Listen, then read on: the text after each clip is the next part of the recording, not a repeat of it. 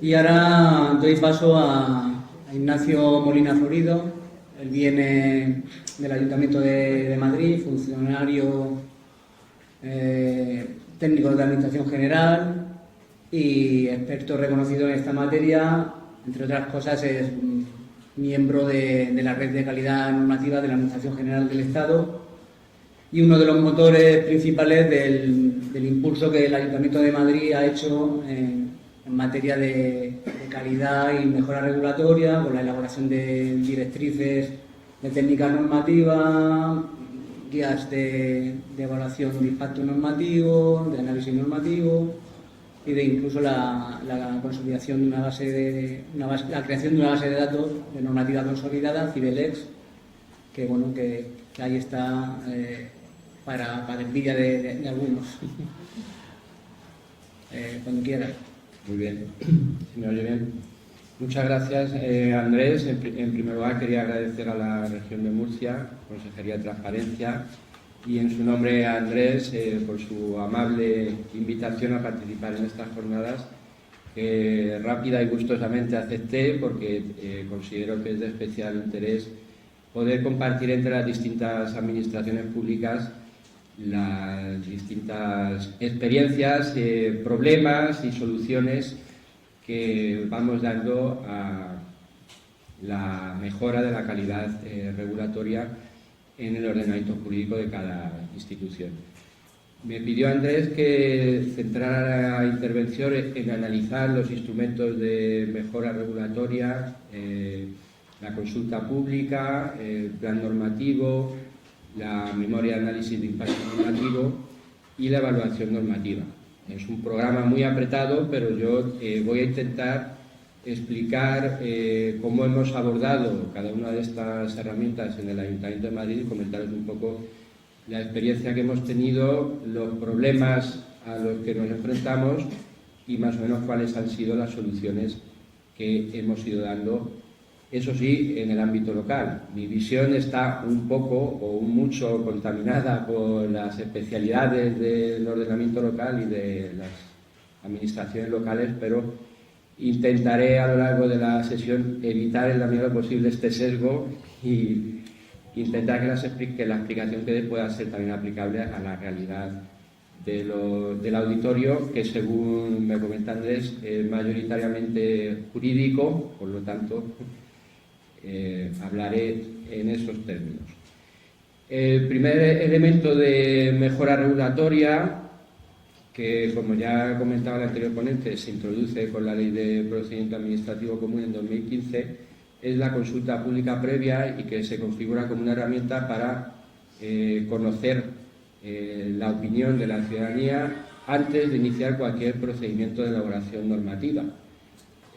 Lo que se pretende someter a la consulta ciudadana,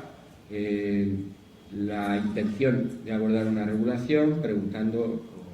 cuáles son los problemas que se pretenden solucionar con la norma, qué posibles opciones regulatorias o no pueden existir para abordar ese problema, la necesidad y la oportunidad de regular la materia que se trate y cuáles serían los objetivos de esa futura regulación. Hay que recordar siempre que la consulta pública previa es una consulta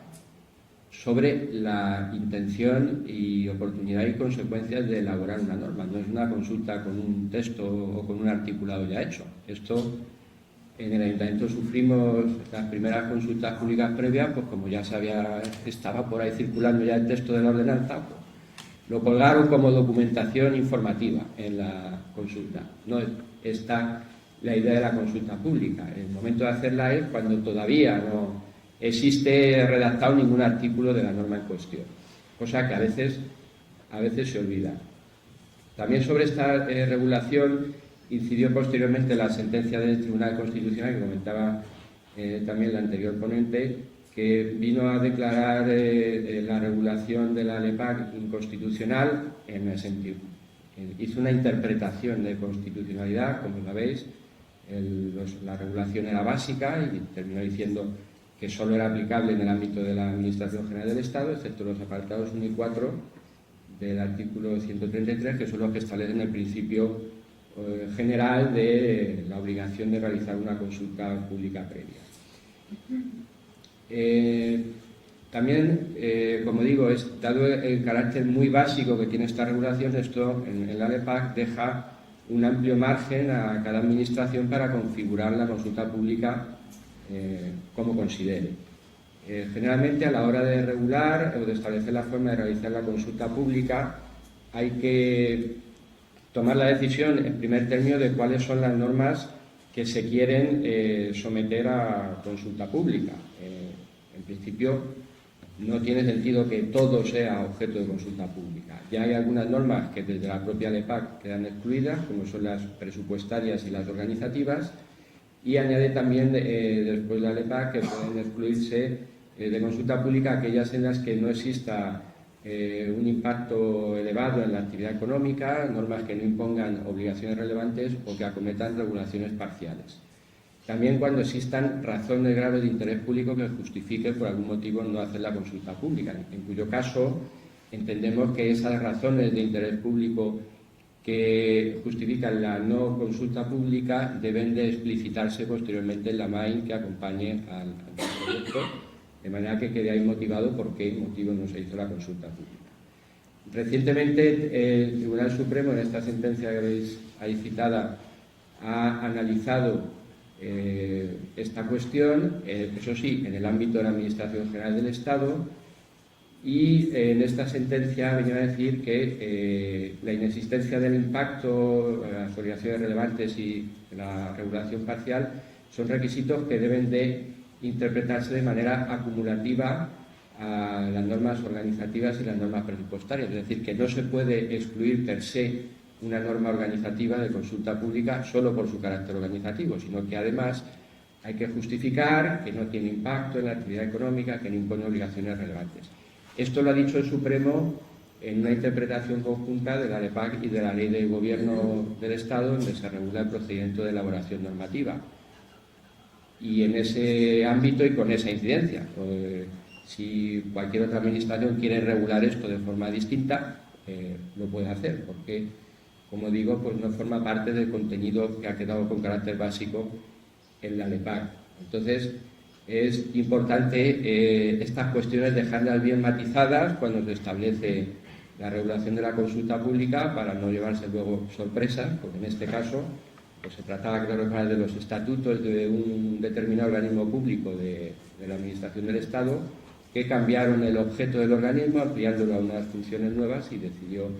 el Tribunal Supremo que eso era un cambio relevante y que entonces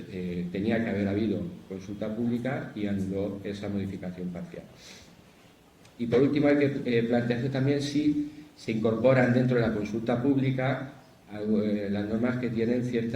ya tienen ciertas especialidades en su procedimiento de elaboración normativa. En el caso municipal, en el Ayuntamiento nos lo planteamos fundamentalmente en relación al planeamiento urbanístico y a las normas tributarias. El planeamiento urbanístico, que como sabéis, pues planes de todo tipo, unos son de iniciativa particular, otros de iniciativa pública, algunos los aprueba el Ayuntamiento, otros los aprueba la comunidad autónoma. En general, en toda la legislación urbanística ya existen herramientas de consulta, de información pública, avances de planeamiento, donde se solicita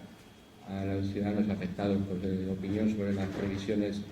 de desarrollo del plan, y en ese sentido a nosotros al menos nos pareció que no tenía demasiado sentido solapar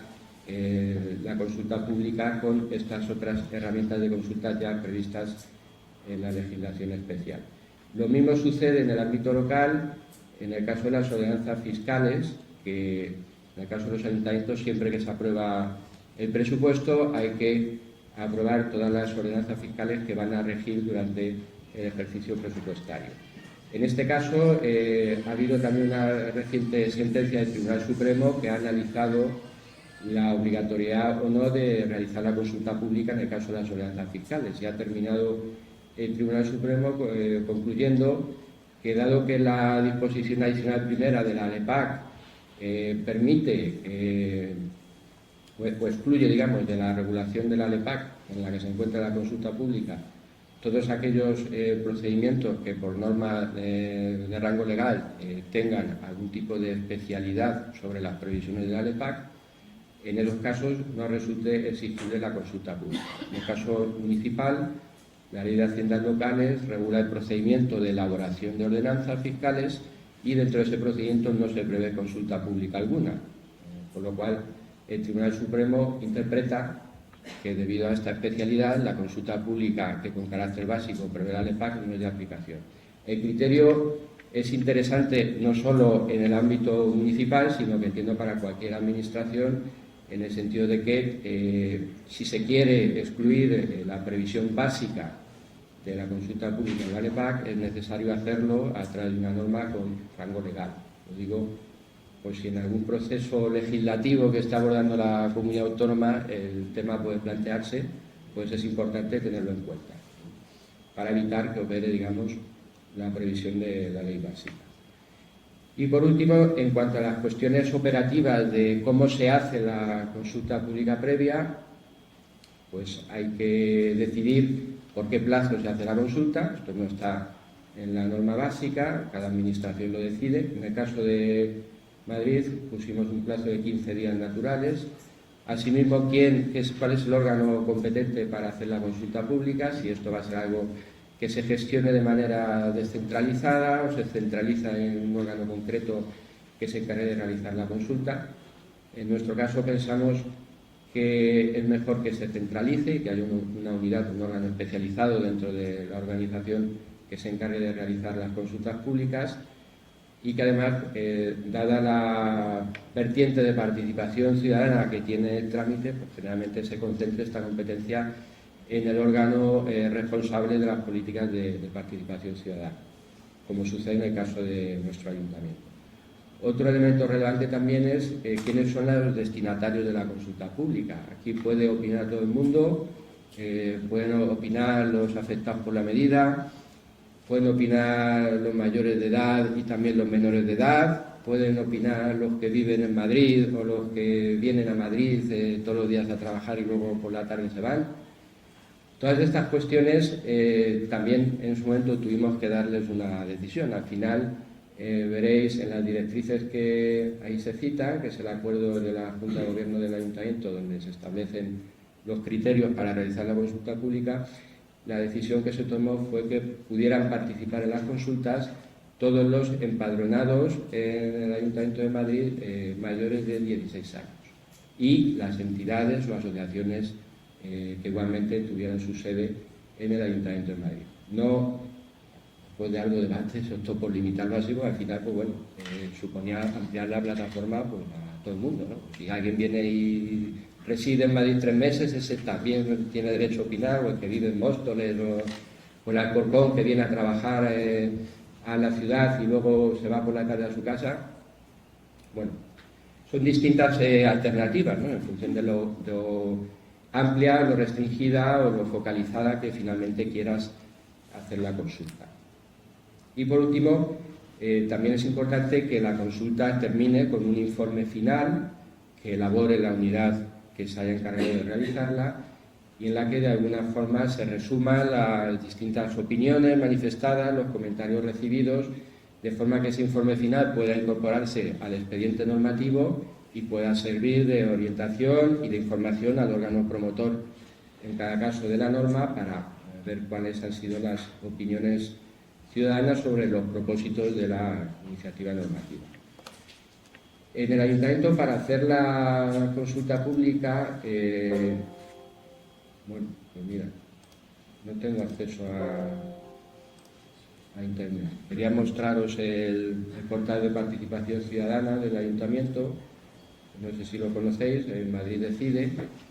Este es el portal en el que se hacen las consultas ciudadanas de todo tipo, y que cuando se hicieron las... Sí, a ver. Lo que pasa es que está en la pantalla.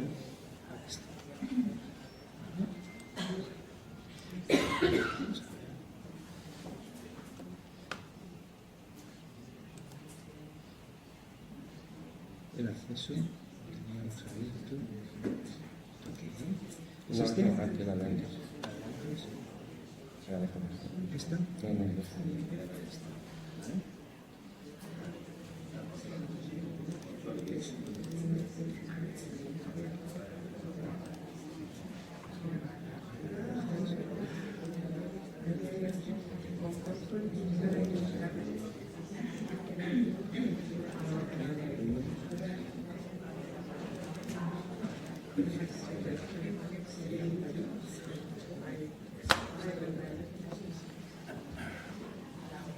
Bueno,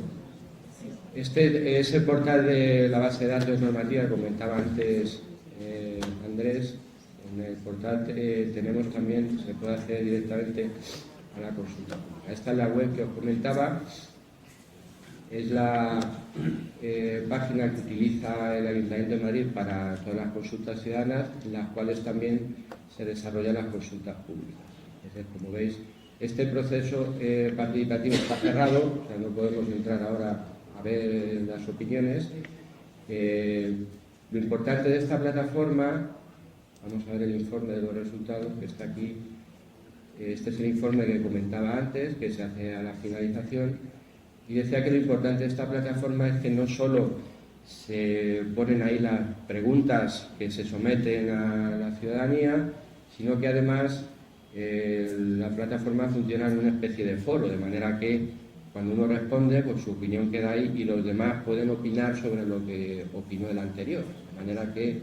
el debate, digamos, de alguna forma se va retroalimentando entre los propios participantes, de manera que no se limita únicamente a responder una pregunta y enviar el resultado. Entonces, en el informe se refleja, es aquí de manera estadística, los participantes, el número de la distribución por edad, los momentos en los que han participado, los días que ha habido más intervenciones, realmente al principio siempre, y luego, pues bueno, porcentaje de respuesta a las distintas preguntas. Y bueno, salen también estos gráficos muy útiles de las palabras más utilizadas, sus relaciones entre las distintas preguntas. Y luego también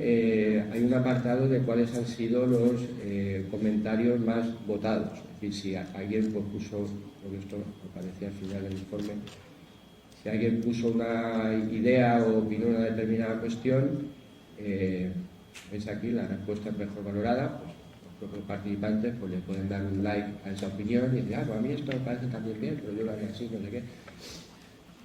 Entonces, al final, pues el resultado es una información muy valiosa e interesante para el órgano promotor, como decía, que supone, digamos, el pistoletazo de salida para el procedimiento de elaboración de la norma en cuestión. El siguiente elemento que trataré es el plan normativo, que, como ya ha comentado el anterior ponente, pues tiene por objetivo racionalizar la producción normativa de la Administración, asegurar la congruencia de las iniciativas normativas entre sí respecto al resto de normas del ordenamiento jurídico de cada Administración, evitar en la medida de lo posible las continuas modificaciones de la misma norma o regulación sobre la misma materia y, en definitiva, generar seguridad jurídica para los ciudadanos, para las empresas, sobre todo en cuanto al anuncio de la intención del gobierno correspondiente de abordar una determinada modificación legislativa, que siempre es algo que desde el punto de vista de la seguridad jurídica es relevante para los actores afectados por esa regulación. En este caso, la regulación del plan aparece por primera vez también en la LEPAC en el año 2015 y ha sido declarada inconstitucional en cuanto a su carácter básico por el Tribunal Constitucional, lo cual significa, a efectos prácticos, que cada Administración puede regular y ordenar esta materia del plan normativo como considere. El Estado, cuando lo ha regulado, ha partido siempre de un modelo de plan normativo anual. Yo quiero destacar aquí que el plan es un plan del Ejecutivo, es decir, es un plan del Gobierno, que quien lo hace es el Gobierno y quien se compromete a cumplirlo es el Gobierno. No es un plan de la Asamblea, ni del Parlamento, ni del Congreso de los Diputados, ni del órgano legislativo de cada Administración. El Gobierno se compromete a elaborar los proyectos, los lleva al Parlamento, una vez se aprueban, otras veces no se aprueban. Pero esto ya entendemos, al menos cuando lo hemos regulado en el Ayuntamiento, que la evaluación del plan normativo debe ser por el rendimiento del Gobierno, no por el rendimiento del Parlamento. En definitiva, es algo que escapa, digamos, a su control, en cierto modo. Pero esto es importante tenerlo en cuenta, sobre todo desde el punto de vista de la evaluación posterior del plan. La disyuntiva que se plantea a la hora de regular el plan normativo es si se hace un plan anual, se hace un plan de mandato, se hace un plan a 2 años. Nosotros en el Ayuntamiento de Madrid, cuando abordamos los primeros planes en 2018, establecimos las directrices sobre el plan anual normativo del Ayuntamiento de Madrid en 2017 y elaboramos el primer plan normativo en 2018. Tenéis ahí el resultado de los informes de evaluación de 2018 a 2021. No sé si se ven bien. Bueno, la franja verde es el cumplimiento del plan. Es decir, 2018 30%, 2019 8%, 2020 7%, 2021 18%, y 2022, que no me cabía ya en la diapositiva, pues ha estado por debajo también del 20%. ¿Qué significa esto? Es muy complicado establecer una planificación anual en términos que luego se pueda cumplir. Ya comentaba el anterior ponente lo difícil que es elaborar una norma en adecuadas condiciones de calidad regulatoria y el tiempo que eso lleva. Generalmente, en el caso del Ayuntamiento de Madrid, para elaborar una ordenanza, el tiempo medio suele ser de 10 o 12 meses. De manera que si no has empezado en febrero, ya sabes que no vas a aprobar la ordenanza este año. Todo esto nos ha llevado a la reflexión de que no tiene sentido, al menos desde nuestra experiencia, elaborar planes de carácter anual. Y precisamente por este motivo, a finales del año pasado adoptamos un nuevo acuerdo sobre las directrices del plan para cambiar el sistema de planificación normativa y hacer una planificación de mandato. De manera que no hemos aprobado Plan Anual Normativo 2023, porque también tuvimos la experiencia del Plan Normativo del año electoral en 2019, ya veis que se cumplió en el 8%, cuando quien planifica es un gobierno y como hubo un cambio en este caso en el gobierno municipal, pues quien tiene que ejecutar el plan es el gobierno resultante, que en el caso de las administraciones locales, pues como las elecciones son pautadas, siempre son el cuarto domingo del mes de mayo del cuarto año posterior, pues si hay cambio de gobierno en el año electoral, el equipo entrante, pues el plan anual normativo que aprobó el equipo anterior en el mes de diciembre, pues realmente no tiene mucho interés en cumplirlo, o al menos en su totalidad. Entonces, como os decía, no se ha aprobado el plan normativo en 2023 y lo que se hará en el último trimestre de 2023 es que el equipo de gobierno resultante de las próximas elecciones municipales apruebe a final de año el plan normativo para el periodo 2023-2027. Este plan anual sí que se prevé que pueda ser objeto de revisión a los 2 años. No es una revisión obligatoria, pero sí que, también por la experiencia que hemos tenido con la planificación normativa, siempre digamos que a mitad del mandato pues hay una especie de reorientación, digamos, de las políticas y sobre todo de las prioridades de producción normativa, cosas que al inicio del mandato se consideran importantes o no se consideran importantes, o por circunstancias sobrevenidas de cualquier otro tipo, aprobación de leyes en el Estado que obligan, en la comunidad autónoma, que obligan a desarrollos por parte del ayuntamiento. Bueno, en fin, en el año 2 del mandato es un buen momento para reorientar el tiro, digámoslo así, y terminar de alinear el plan con las prioridades políticas y de producción normativa en los 2 años restantes. En este sentido, pues bueno, no sé cuál es vuestra experiencia. He visto antes que, por lo que comentaba la inspectora, que ha habido algún año que no se ha aprobado el plan. En general, yo lo que veo en otras administraciones, también el Estado, con los planes anuales, pues es que los niveles de ejecución pues son bastante parejos a lo que planteo aquí. Y luego también pues los informes de evaluación de los planes normativos pues acaban haciendo, también en nuestro caso, un cambalache entre lo que se previó que se iba a aprobar, lo que no se ha aprobado, lo que se ha aprobado que era del plan del año anterior pero se aprobó este año, o que viene de 2 planes atrás, pero en fin. Entonces al final la evaluación acaba siendo pues un relato de las miserias de la producción normativa de la administración correspondiente, que es bastante poco edificante, ¿no?, por calificarlo de alguna manera. Y en ese sentido, pues bueno, el Ayuntamiento, al final, después de la experiencia de vida, ha acabado tomando esta opción del plan de mandatos. Por último, en cuanto a la eventual regulación del plan normativo, pues hay que decidir también qué es lo que se incluye en el plan. Ya desde la propia configuración del plan normativo, en el Ayuntamiento entendimos que había que incluir todas aquellas normas que eran objeto de aprobación periódica por mandato legal. Es decir, no tiene sentido decir que incluyo en el plan normativo el presupuesto de cada año. Bueno, si lo tienes que aprobar obligatoriamente. O en nuestro caso, las ordenanzas fiscales, pues lo mismo.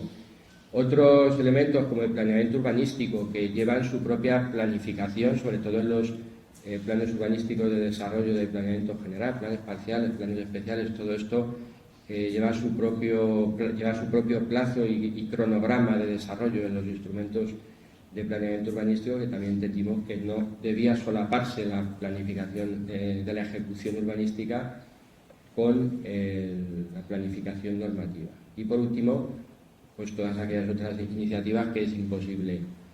planificar, las que vienen de la iniciativa popular, con llegar en cualquier momento, evidentemente, y también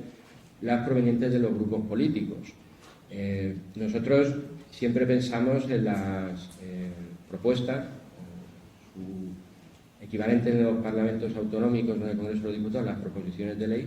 siempre pensamos en las que venían de los grupos de la oposición, pero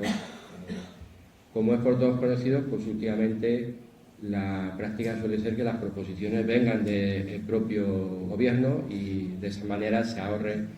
en el ámbito del gobierno estatal, precisamente. Y entonces de esa manera pues se evita todo el proceso de tramitación del anteproyecto, ¿no? Bueno, yo no sé hasta qué punto incluir en el plan normativo también estas iniciativas parlamentarias pudiera ser una práctica adecuada. A mí desde luego no me lo parece, y en cualquier caso, de darse, pues no creo que deba ser objeto de planificación normativa, porque me parece que supone desvirtuar un poco las políticas de calidad o de mejora regulatoria que quiera promover cada administración. Pero ahí lo dejo. En cuanto al contenido del plan, fundamentalmente entiendo que debe tener una descripción de la norma que se plantea aprobar, enunciar brevemente sus objetivos para que los ciudadanos y las empresas pues, puedan conocer un poco qué es lo que se pretende hacer. En esta vertiente que comentaba antes de reforzar la seguridad jurídica, sobre todo en el caso de cambios importantes o de regulaciones diferenciadas, de alteraciones en los regímenes jurídicos de distintos ámbitos materiales de la competencia de la Administración, indicar si va a ser una norma nueva, va a modificar otra norma, cuáles son las normas afectadas, incluyendo también las disposiciones reglamentarias, es decir, si va a cambiar una ley, pues indicar también que esa ley esa modificación legal tendrá afectación sobre X reglamentos que posteriormente tendrán que ser adaptados a la nueva regulación. Indicar también en el plan si la iniciativa va a necesitar o no consulta pública, con arreglo a los criterios que comentaba antes, la fecha estimada de aprobación y luego también en cuanto a la evaluación, yo no soy partidario de avanzar en el plan normativo si la norma va a ser objeto de evaluación o no. Creo que con la información, al menos en un planteamiento teórico, con la información que se tiene en el momento de elaborar en el plan normativo, me parece que es una decisión que no se puede tomar. Sí que en el Ayuntamiento de Madrid incorporamos en el plan normativo, en esta nueva regulación que hemos hecho, la previsión sobre las normas que se van a evaluar durante el mandato. Pero esta es una previsión que se incorpora respecto de normas que ya han sido aprobadas, es decir, normas en las cuales ya se ha hecho la MAI, la memoria de impacto normativo, y ha sido el estudio realizado en la memoria de impacto normativo, la identificación de los impactos y de las afectaciones que ahí se han previsto, las que han permitido formar un juicio sobre si esa norma va a ser evaluada o no. Y precisamente el resultado de ese juicio es el que se traslada al plan normativo. Entonces, en el plan normativo lo que se van a ver son las evaluaciones que se van a hacer durante el mandato de normas que ya han sido aprobadas. Entiendo que, como os decía, en el momento de incluir una iniciativa en el plan normativo, esa información sobre si puede o no ser objeto de evaluación, por regla general no se tiene. Y por último, en cuanto a la eficacia del plan, no es obligatorio incluir una norma en el plan para poder tramitarla, lógicamente. Si una norma no se incorpora, no se ejecuta en un plan, puede reiterarse e incluirse en un plan posterior. El plan normativo puede modificarse, sea anual o sea de mandato, como he comentado. En nuestro caso prevemos esa revisión a los 2 años, pero eso no significa que no pueda durante los 4 años aprobarse un nuevo plan. Pensemos, por ejemplo, si hay un cambio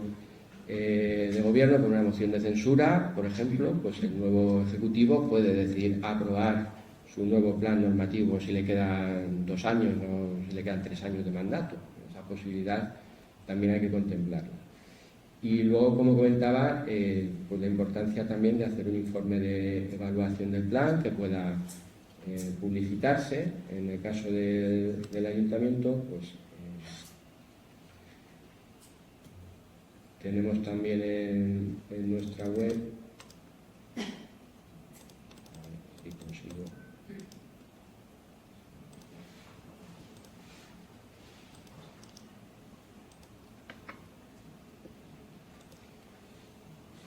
Tenemos también en la web, en el portal de transparencia, pues un apartado dedicado a los distintos planes anuales normativos. Bueno, aquí se pueden ver las distintas iniciativas de cada una de las áreas de gobierno, si se ha aprobado el reglamento o no, en cuyo caso aparece por aquí, y luego también pues el informe de evaluación de cada uno de los planes normativos, donde pues, bueno, aparecen estos porcentajes tan demoledores que avanza al principio, que está tomado por aquí más adelante saldrá. ¿Veis? Han estado las propuestas a 31 de diciembre de ese año, y bueno, pues aquí luego pues cada área, formato semáforo, pues cómo se ha comportado cada área durante el mandato, pues lo que ni ha iniciado la tramitación, lo que ha hecho la consulta pública, de los que están en Junta de Gobierno, los que se han aprobado en el Pleno. Y bueno, como os decía, pues al final el informe de evaluación acaba siendo un cambalache entre lo que se ha aprobado, de lo que se previó, lo que viene 2 años atrás, lo que todavía está en tramitación y luego lo que se ha aprobado sin que estuviera en el plan, porque de repente surge la necesidad de aprobar una norma nueva. En fin. Entonces, como os comentaba, pues que pensamos que la planificación de mandato puede ayudar a resolver todas estas casuísticas. La tercera cuestión de la que quería hablar era la de las memorias de impacto normativo, la evaluación ex ante, que como todos sabéis empieza en el ámbito de la Administración General del Estado ya en el año 2009, siguiendo las directrices provenientes de la Unión Europea y de la OCDE sobre la mejora regulatoria, la Better Regulation y todo esto, que empieza a permear un poco en nuestro país a través de la primera regulación en el ámbito de la Administración General del Estado en el año 2009. Desde entonces, la elaboración de MAIN ha ido generalizándose en todas las administraciones públicas, sin que fuera realmente, al menos al inicio,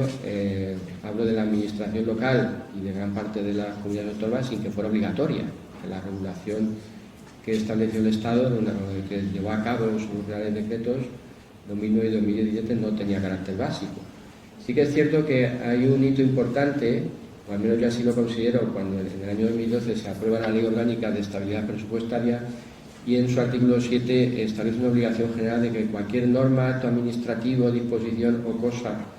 que apruebe cualquier administración que tenga impacto económico y presupuestario debe obligatoriamente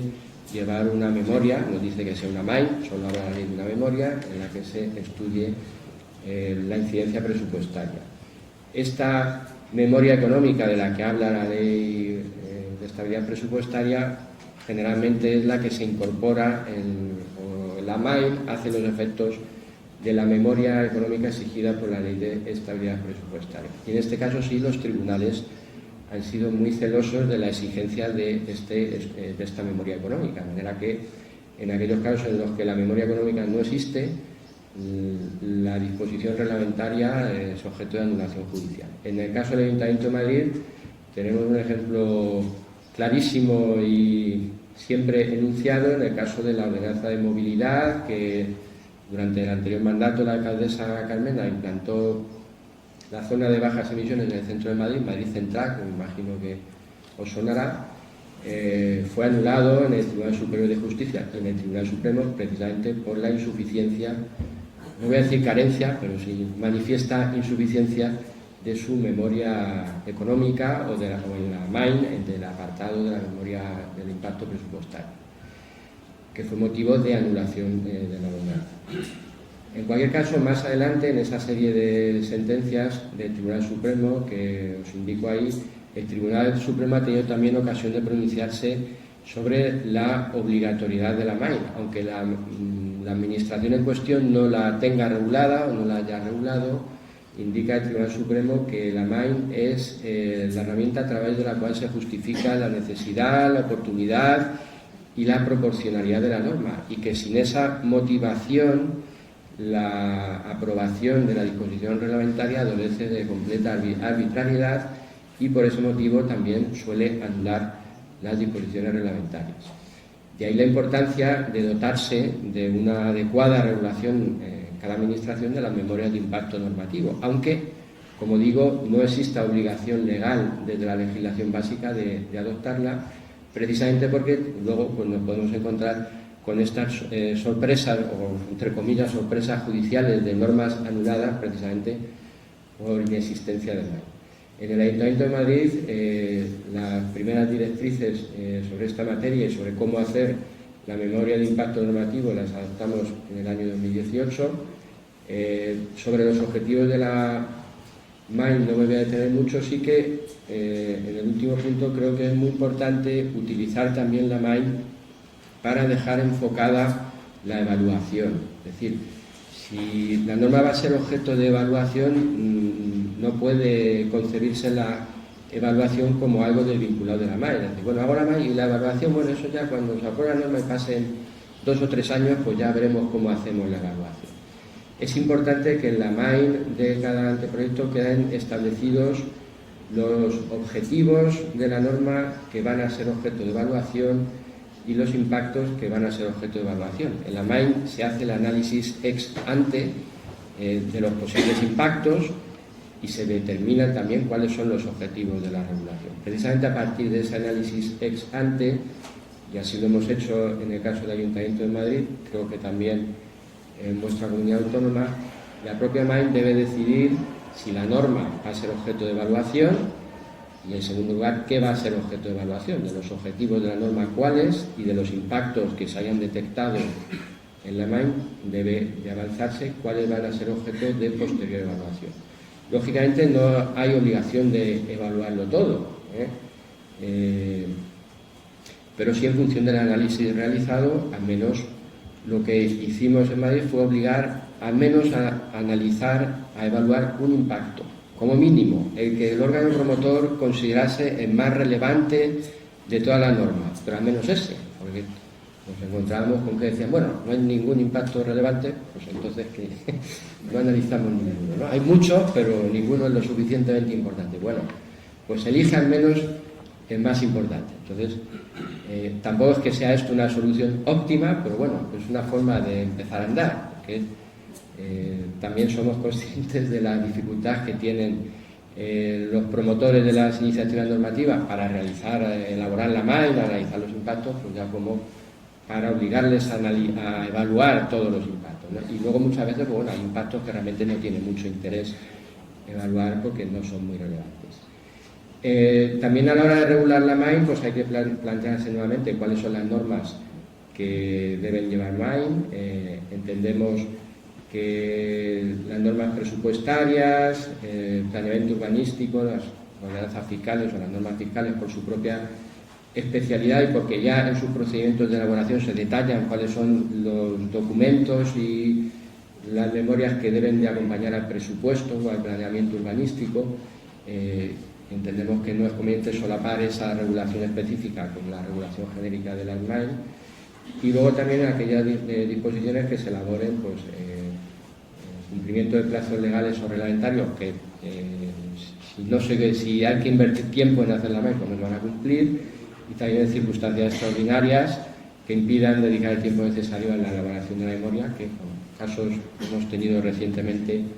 de todos los colores con el COVID-19, en el que por la mayor parte de las iniciativas que eran de carácter urgente, la memoria no se elaboraba. Sí me quería centrar por último en una cuestión que a lo mejor es más doméstica, creo que la ha avanzado antes también la inspectora. ¿Cuántas MAIN hay que elaborar? Ella decía que la idea es que la MAIN vaya reflejando la elaboración de la norma, se puedan ver los cambios procedentes de las distintas aportaciones. Es cierto que todo proceso de tramitación normativa parte de un texto y de una MAIN, pero luego eso se somete a informe, a opiniones de diversos órganos consultivos, y tanto el proyecto va cambiando como la MAIN va cambiando también en función de las modificaciones que hay en el articulado.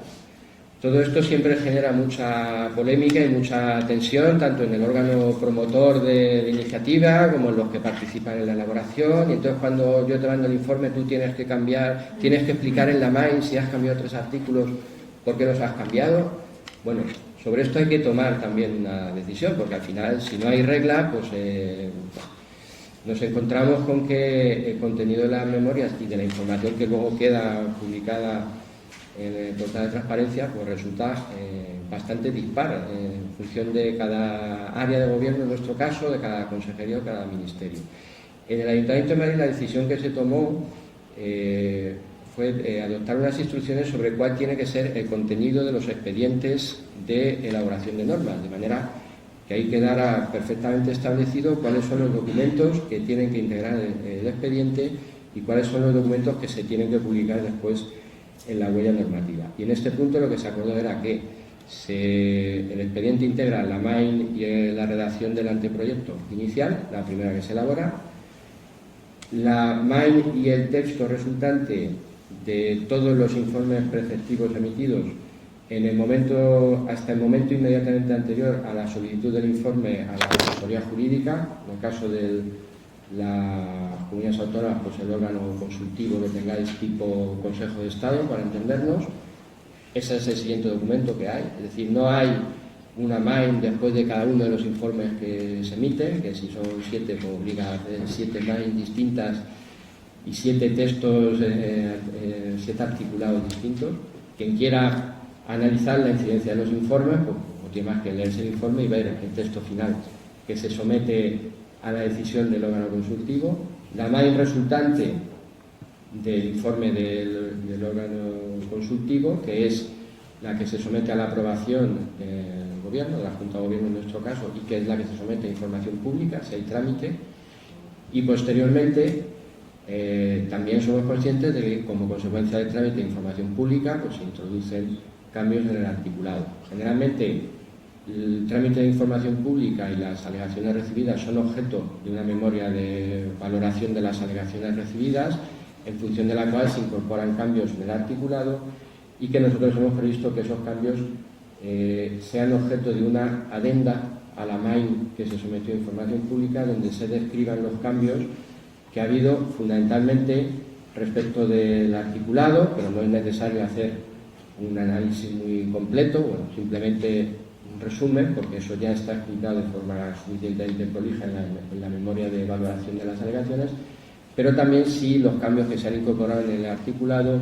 inciden en los objetivos y en los impactos que se analizaron en la MAIN y que se declararon que iban a ser objeto de evaluación, porque podemos encontrarnos que como consecuencia de ese cambio en el articulado pues se haya desviado o reenfocado algún objetivo, o algún impacto de los que se previó evaluar pues haya cambiado, o incluso que haya habido algún cambio más o menos sustancial en el articulado que recomiende o aconseje aumentar el ámbito de los impactos que inicialmente se iban a regular. Y por último, en cuanto a la estructura, pues veis aquí los ítems que al menos en Madrid hemos incorporado como contenido obligatorio de la MAI, son coincidentes, creo que con lo del resto de administraciones. En negrita tenéis lo que forma parte de la memoria abreviada y el resto pues lo que es la memoria ampliada, y que fundamentalmente pues es el trabajo de analizar el impacto económico, el impacto de género, simplificación de procedimientos, otros impactos, es decir, la parte de los impactos que generalmente cuando no existen esos impactos relevantes es cuando se puede hacer la memoria abreviada. En el caso del impacto económico, pues veo que ya voy un pelín más de tiempo, no me voy a detener porque creo que de esto os van a hablar de manera detallada las compañeras de Barcelona.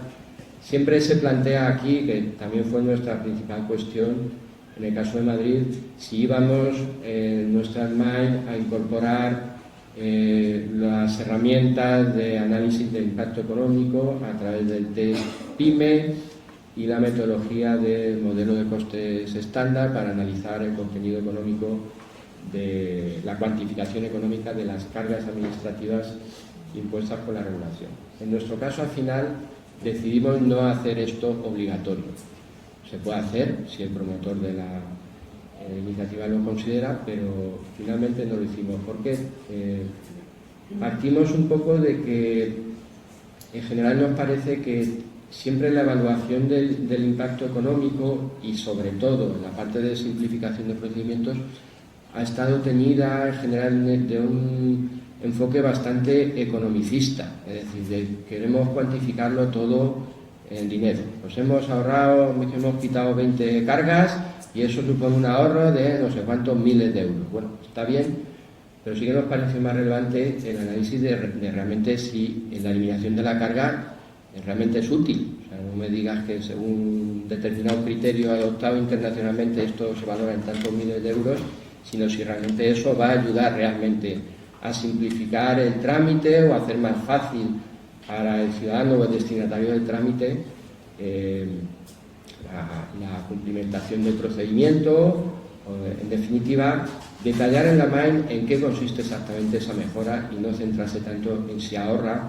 o no mucho dinero, que lo cual por otra parte pues no sé hasta qué punto es cierto, ¿no? Porque ese tipo de cuantificación pues bueno, es el estándar comúnmente aceptado, pero yo personalmente también tengo ciertas dudas sobre si eso es al final es una cuantificación real, ¿no? Si de alguna manera se pudiera medir después o contrastar esa cuantificación económica con la realidad. Entonces, en ese sentido sí que nos interesa, o sea, que pensamos que es más interesante que en estas partes la MAI se dedique realmente a describir la mejora que esto puede suponer en la realidad práctica. Y en la parte del impacto económico, lógicamente no entrar en análisis demasiado complejos cuando la incidencia de la norma en la economía es limitada, y en el caso o en la realidad de las entidades locales lo cierto es que el impacto económico de las ordenanzas suele ser bastante discreto. O sea, los ayuntamientos, salvo creo el taxi no en su totalidad, no tenemos capacidad de regular sectores económicos. O sea, nosotros gran parte de la regulación pues ya nos viene dada por el Estado, por la comunidad autónoma. Entonces el impacto económico que pueda tener una ordenanza en ese sentido es limitado. Sí que es importante, en cualquier caso, ser conscientes de la incidencia regulatoria de cada administración y ajustar el análisis de los impactos a la incidencia regulatoria de la norma que cada administración aprueba. Nosotros podemos aprobar como ayuntamiento una ordenanza de licencias, pero si la regulación de las licencias está en la ley urbanística de la Comunidad de Madrid, pues el impacto ya nos ha dicho, esto se hace por licencia, esto es declaración responsable, procedimientos así. Pues nosotros el impacto económico de nuestra ordenanza, el provocado realmente por nuestra ordenanza, prácticamente es mínimo, porque toda la regulación ya nos viene dada. Entonces es importante también, como digo, a la hora de hacer las MAI, pues ser conscientes del impacto que provoca tu regulación y ajustar el análisis del impacto a tu capacidad de incidir sobre la realidad, digamos, que muchas veces pues ya viene absoluto predeterminada y condicionada por la regulación de otra administración. Y para finalizar, Andrés, tomo 5 minutos extra sobre el tema de la memoria sobre el tema de la evaluación normativa. El último apartado de la MAIN es el referido a la evaluación. La primera decisión que hay que tomar es cuándo se hace la evaluación. Nosotros en el Ayuntamiento al final tomamos como criterio, siempre que fuera la primera regulación, la primera ordenanza que regular una materia, consideramos importante hacer una posterior evaluación. Cuando se produce una modificación sustancial de algún sector o de algún ámbito material de regulación, o cuando la norma tenga una especial relevancia, porque es una norma larga, compleja, o porque es una materia regulada especialmente compleja, o porque se detecte la importancia de los impactos desplegados. La evaluación no es obligatoria cuando hay MAIN abreviada, pero eso no significa que no pueda hacerse. En ese caso, nuestro modelo ahí es abierto, aunque bueno, no conozco ningún caso de ninguna iniciativa con MAIN abreviada que el promotor haya dicho, pues yo voy a hacer evaluación. Pero bueno, se puede hacer. Hay que decidir cuál es el plazo para evaluar. Generalmente nosotros indicamos a los promotores un plazo de 2 a 5 años, que pensamos que es suficientemente amplio para poder evaluar la norma y tampoco empezar al año siguiente. Es decir, pues deja pasar al menos 2 años para que puedas contrastar si efectivamente los impactos y las previsiones que hiciste en la MAIN y los objetivos que definiste los puedas evaluar. Como decía antes, en la MAIN tienen que quedar definidos los objetivos a evaluar. Para esto hay que establecer una metodología. Nosotros en Madrid establecimos una muy sencillita de poner indicadores o hacer un relato de hitos o de cronogramas, pero luego cuando hemos aprobado la guía metodológica, de la guía metodológica de la evaluación normativa, tampoco hemos hecho este modelo obligatorio, es decir, ese es el modelo por defecto. Si tú, promotor de la norma, no sabes cómo se hace, pues tienes ahí una cosa de la que puedes tirar, bastante sencilla, no voy a decir rudimentaria, pero bueno. Pero si alguien quiere montar un proceso de evaluación más científico, por así decirlo, desde luego que la guía metodológica también se lo permite. A lo mejor ni siquiera tampoco es necesario preverlo así en la MAIN. Nuestra guía metodológica permite que cuando se inicie la evaluación, la forma de definir los objetivos y la metodología de evaluación descrita en la MAIN pueda complementarse también con otras metodologías diferentes que en un momento dado se quieran utilizar. Sabéis que en el ámbito de la sociología hay una ciencia que se dedica a la evaluación de las políticas públicas y que tiene 17.000 instrumentos y técnicas y herramientas para evaluar las políticas públicas, una parte de las cuales son las normas. Entonces, si alguien quiere ir por esa vía, también es posible. No tenemos experiencia empírica sobre la materia, nadie lo ha hecho. He de reconocer que el primer informe de evaluación que haremos aplicando la norma, pues creo que lo vamos a sacar el mes que viene, será el primero, y desde luego se han ceñido a los objetivos y a los impactos tal cual se describieron en la MAIN. No han hecho en ese punto ninguna innovación. Y en cualquier caso, como decía, a la hora de determinar los impactos a evaluar, pues hay que ser, también hay que hacer un ejercicio de realismo. Veamos cuáles son los más importantes. No nos lancemos a decir que lo vamos a evaluar todo cuando además ni siquiera sabemos si el impacto se va a producir. Ciertamente, también dentro de la evaluación nosotros hemos planteado que se evalúe algunos aspectos más de los que aparecen en la MAIN, no solo cumplimiento de objetivos y los impactos previstos, sino también hacer una especie de análisis sobre si la norma se ha cumplido, es decir, ha sido una norma que ha establecido obligaciones legales que han sido objeto de cumplimiento más o menos general o no, la necesidad de las cargas, es decir, si a los 2 o 5 años de aplicación de la norma se ha verificado si esas cargas que se pusieron o se decidió mantener han sido realmente necesarias en la experiencia práctica, o si se ha visto que pues a lo mejor algo que se mantuvo como autorización, pues después de aplicarlo durante X años, pues ya se ha visto que no, ese control previo pues realmente no ha aportado demasiado valor añadido a la administración y sí ha complicado un poco la gestión por el ciudadano. Y luego también hacer un análisis de la sostenibilidad de la norma, viendo pues si la norma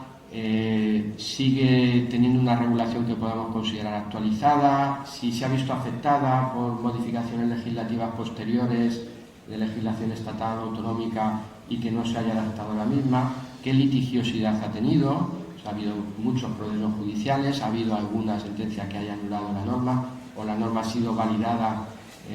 judicialmente, la litigiosidad en vía administrativa también se ha sido objeto de muchos recursos administrativos. ¿Por qué motivo? Que ha sido lo más comúnmente alegado por los recurrentes en vía administrativa, que es toda información que consideramos de utilidad a efectos de evaluar cuál ha sido, digamos, el grado de cumplimiento y cuál ha sido la vida, digamos, de las normas durante ese periodo de 2 a 5 años de evaluación. Todo esto al final se traslada a un informe de evaluación normativa que en la guía metodológica hemos explicitado cuál es el índice o cuáles son los contenidos que tiene que tener el informe, que son los que veis aquí. Se tiene que describir la metodología de evaluación, la que estuviera prevista en la MAIN, o si se optó por hacer alguna otra complementaria, describirla aquí. A la hora de analizar los objetivos y los impactos, puede incorporarse también información adicional sobre los recursos materiales, económicos, presupuestarios que se hayan utilizado para la ejecución de la norma, si se considera de interés o si aportan información relevante de cara a justificar el cumplimiento de los objetivos. La evaluación de los impactos. También en la guía metodológica hemos previsto que se puedan evaluar impactos inicialmente no previstos, es decir, cuando se hace la norma se cree que los impactos van a ser unos y los más relevantes se identifican, pero 5 años después impactos que no se consideraron relevantes a lo mejor no han sido, o ha habido otros impactos que ni siquiera nos imaginamos y que fueron más relevantes que cualesquiera de los que habían en la MAIN. Yo sobre esto siempre pongo como ejemplo el tema de las ayudas del plan MOVES, o como se llamaba antes, que en su primera versión pues lo que provocaron fue un mercado de vehículos de segunda mano para conseguir las ayudas. Entonces, coches destinados a chatarrar o que estaban ya en el desguace, pues los ponías a tu nombre, los rescatabas del desguace y conseguías la ayuda, porque la regulación no había previsto, como si se puso posteriormente, que tenías que ser propiedades, tenían que estar a tu nombre durante el año inmediatamente anterior, ¿no? Pues eso fue un claro ejemplo de un impacto no previsto y entiendo que no deseado, y que en el caso de que esa norma se hubiera evaluado, pues entiendo que sí que debería haber sido objeto de análisis en el informe de evaluación. Bueno, lo cito como ejemplo de impacto no previsto relevante, que también puede ser interesante incorporar en el informe de evaluación. Y luego, como comentaba, el tema de las obligaciones y de las cargas, pero desde esa visión de si efectivamente resulta justificado su mantenimiento. Y por último, el informe sí que obligamos a que formule unas conclusiones, pero con una propuesta clara, en función de la valoración que se haga de los objetivos y de los impactos provocados. Si la norma hay que derogarla porque no valga para nada y lo mejor es eliminarla completamente del ordenamiento jurídico. Si hay que mantenerla sin cambio porque se considera que su rendimiento ha sido bueno u óptimo, o si hay que modificarla e identificar en qué aspectos hay que modificarla. Pero sí que la guía metodológica obliga a tomar partido en el informe al final y formular una propuesta, que es la que se remite al gobierno municipal y también al pleno, porque lo que se prevé en las instrucciones de las que nos hemos dotado es que los informes de evaluación también se comuniquen al órgano legislativo, a la Asamblea, de manera que conozca como productor de normas pues cuál ha sido la evaluación de la norma que el propio Parlamento aprobó. La iniciativa del Gobierno pero de manera que toda esa información sea pública, no solo para los ciudadanos, sino también, digamos, a nivel parlamentario, que sea conocida, por si pues algún grupo político al margen del Ejecutivo pues quiere tomar la iniciativa sobre la cuestión. Y nada más por mi parte, agradeceros de nuevo, Andrés, la invitación, y si hay alguna pregunta o cuestión, pues quedo a vuestra disposición. Muchas gracias.